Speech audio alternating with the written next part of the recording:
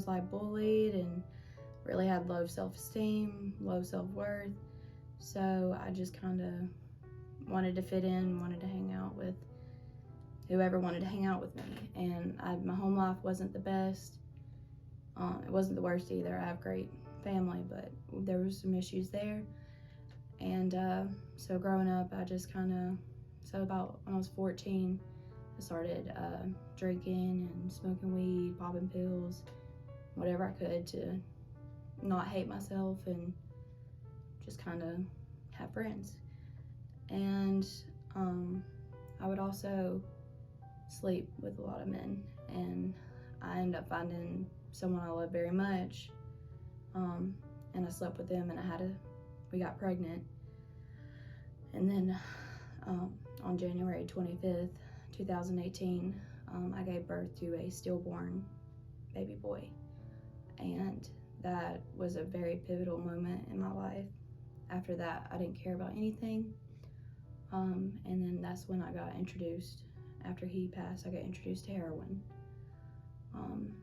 and then it just kind of went on a downward spiral since then.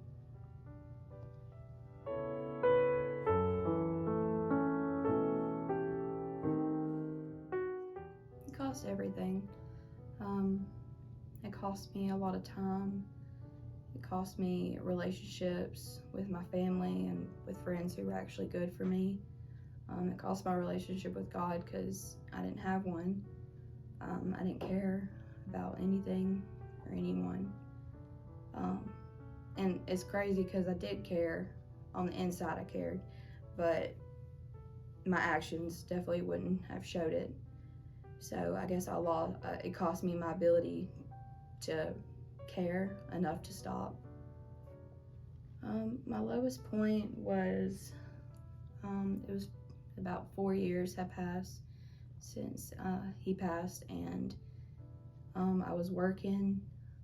I was a manager at Burger King, and I couldn't get to work on time. I couldn't get to work at all. It was just mentally, physically, emotionally, spiritually, I was drained. I was about to the point of suicide. I isolated myself from my friends, from my family, from everyone, and I just couldn't do it anymore. But also I couldn't stop. That's the worst part of it, is you can't do it anymore, but you can't stop.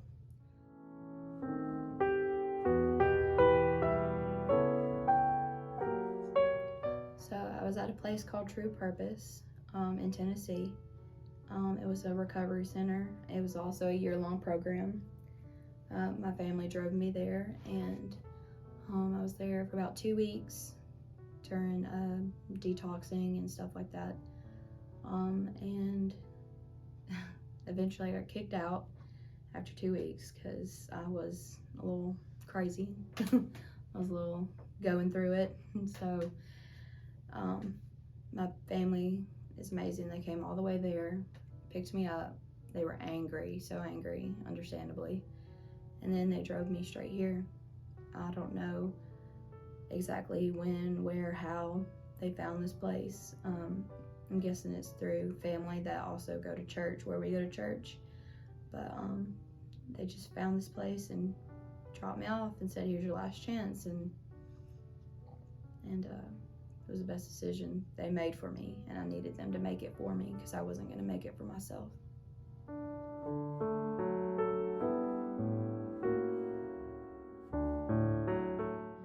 It made me find me again.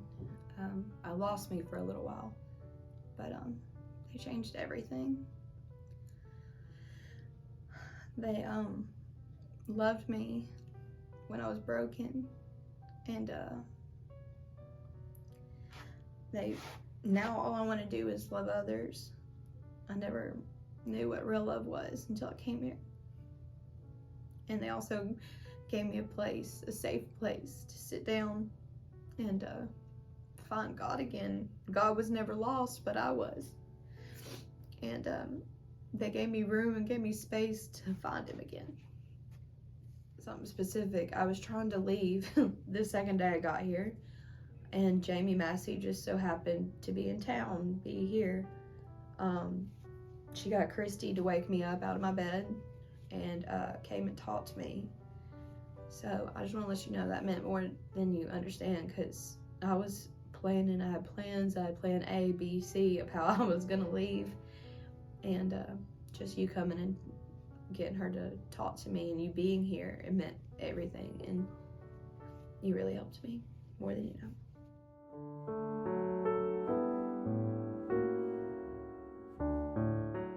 Well, I've learned that my mental health is very important.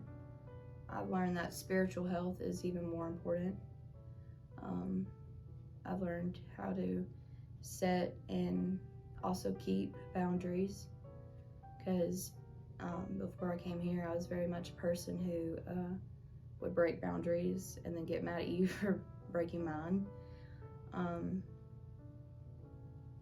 I'm learned how to be happy, just joy unspeakable, peace unspeakable. And I've learned how to worship again. I really miss that, because back in my childhood and growing up, I loved the Lord. Somewhere along the way it got lost. So it just feels good to learn how to worship again. I've also learned how to drive a trailer and hook it up and strap stuff down and take it to the dump, and that's pretty exciting because I didn't know how to do really anything before I came here. So I can work with children now. I used to not, after my son passed, I couldn't work with kids or anything. And so just the experience of getting to work in the daycare and after school and just being with other children again has helped me a lot, and also just gave me some really good experiences and fun times. And then every person who's come through this door has changed my life in so many ways. Whether they stayed or not, everyone made an impact. So I had experiences and great times with them too. But I was very impulsive. I had no self-control. So I got in trouble quite a few times. But I just know that it made me better, and helped me learn, helped me realize that I had some underlying issues that I didn't know. And overall, whatever challenge came my way ended up helping me for the better. And I'm just thankful for Christy and Darlene and Jamie and everyone who held up the mirror to my face and showed me who I was and who I could be.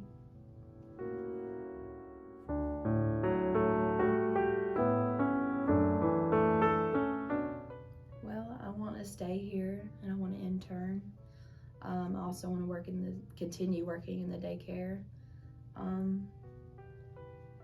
I'm not sure what the future holds. I just know that if I keep God first and keep my relationship strong, I know He'll lead me to where I need to go. I know it sounds like, what have you been doing all this time? You don't even have a plan? Like, no, I don't. I really don't. My plan is to stay here and get as much as I can out of this place, because it saved my life, and I know it continually will refine me and stretch me, bend me, mold me, break me and rebuild me into something better. And I know God will let me know when it's time to move on, which I'll never probably fully move on from this place. I know when my internship ends, I'll still be coming around, and y'all can't get rid of me that easily. So, but I'm just in deep prayer about what the future holds for me, if I want to stay in childcare or if I want to stay in recovery, which I really am enjoying doing both. 2 years sober for me looks healthy, happy. 2 years sober to me looks like going to church every Sunday and Wednesday and Tuesday and really every day, and just embracing the love of God. That's what 2 years sober looks like to me. I know when the time's right, I want to be a mother again. And I will be.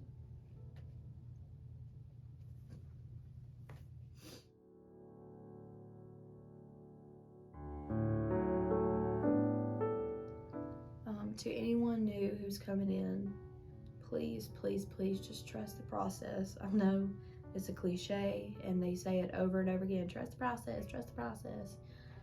But trust the process, because it'll test you, it'll try you, it'll break you, but it'll refine you into a new creation. It really will. And there's just so much freedom on the other side of this that you just don't even understand yet. So just please give it time. It's so worth it.